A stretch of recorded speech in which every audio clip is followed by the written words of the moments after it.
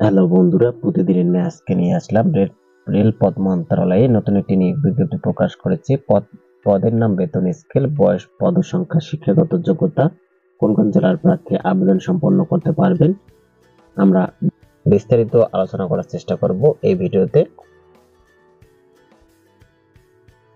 মূল ভিডিও শুরু করার আগে আমার একটা রিকোয়েস্ট থাকবে, আপনি যদি বিডি অ্যাপ্লিকেশন অন মোবাইল চ্যানেলের নতুন সদস্য হয়ে থাকেন, অবশ্যই চ্যানেলটি সাবস্ক্রাইব করে পাশে থাকা বেল আইকনটি অল করে রাখবেন।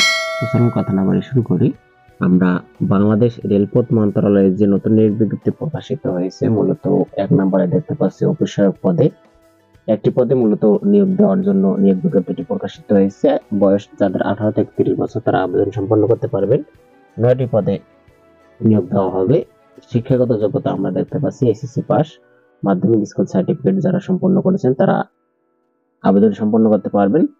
এবং সকল সাধারণ জেলা কোঠায় যে সকল জেলার প্রার্থী আবেদন সম্পন্ন করতে পারবেন: ঢাকা, গাজীপুর, নারায়ণগঞ্জ, কিশোরগঞ্জ, ময়মনসিংহ, জামালপুর, নেত্রকোনা, চট্টগ্রাম, কক্সবাজার, নোয়াখালী, রাজশাহী, দিনাজপুর, খুলনা, যশোর, মাগুরা প্রার্থী আবেদন করতে পারবেন। আবেদন সম্পন্ন করা অর্থাৎ অনলাইনে আবেদন পূরণ যে সংক্রান্ত নিয়মাবলী আছে, সকলের সুবিধার্থে আমি ডেসক্রিপশন বক্সে লিঙ্কটা দিয়ে রাখবো। আপনারা সেখান থেকে আবেদন সম্পন্ন করতে পারবেন এবং সার্কুলারটি ডাউনলোড করে নিতে পারবেন।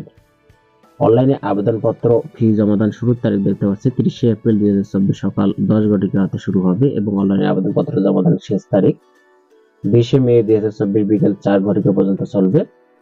অনলাইনে আবেদন সম্পন্ন করার পরে এসএমএস এর মাধ্যমে আপনাকে ফি প্রদান করতে হবে। আমরা দেখতে পাচ্ছি 2টি এসএমএস এর মাধ্যমে আপনাকে ফি প্রদান করতে হবে। ফি বাবদ আপনাকে দিতে হবে 112 টাকা। প্রথম এসএমএস কিভাবে করবেন এবং দ্বিতীয় এসএমএস কিভাবে করবেন এখানে নমুনা কপি দেওয়া আছে, আপনারা বিস্তারিত দেখে নেবেন। তো বন্ধুরা, এই ছিল আমাদের বাংলাদেশ রেলপথ মন্ত্রণালয়ের যে নতুন নিয়োগ বিজ্ঞপ্তি প্রকাশ করেছে তো বিস্তারিত আলোচনা। এই রেলপথ মন্ত্রণালয় সার্কুলার সম্পর্কে আপনাদের যদি কোনো কিছু জানার থাকে অবশ্যই আমার কমেন্ট বক্সে জানিয়ে রাখবেন। সকলে ভালো থাকবেন।